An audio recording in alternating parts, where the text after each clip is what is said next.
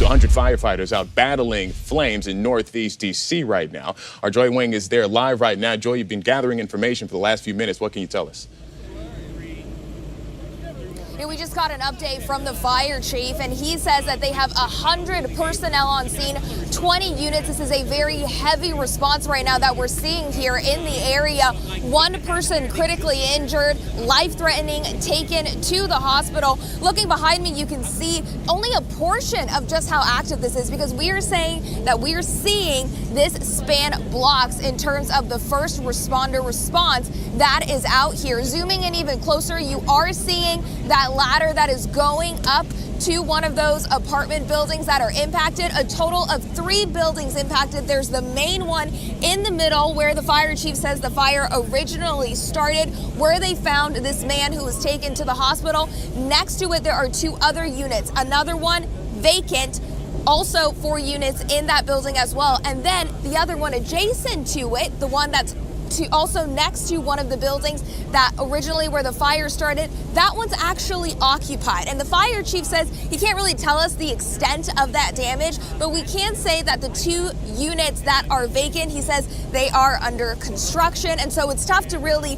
detail how damaged the buildings are because they were already under construction in the first place. Again, a very heavy presence out here. 1 person critically injured, a man, life-threatening concerns, taken to the hospital. Now, I do want to mention that I spoke with a neighbor who is out here, and he said that he is extremely concerned about situations like this, that the neighbors have been contacting the city multiple times. Every single time they see someone actually going into a vacant building, and he says all of this actually could have been prevented.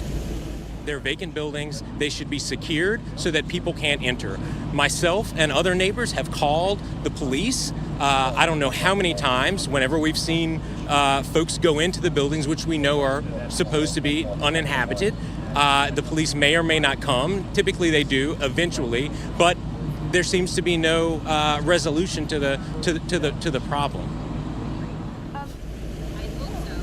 Now, we did ask the fire chief, because there are investigators on scene, is this what happened? Did someone go into a vacant building and start a fire? The fire chief saying he can't confirm any of that information. What he can say is that vacant buildings are extremely concerning because they are very dangerous too. Also for the firefighters, for the personnel that are on scene, that this is a problem that's happening across the country. And so we are continuing to stay on this story, working to gather more information about who this person is, what happened out here, as investigators also continue to gather their evidence. Again, 1 person injured, taken to the hospital, critical, life-threatening injuries. Meanwhile, 20 units on scene here. Definitely avoid the area because it is closed down.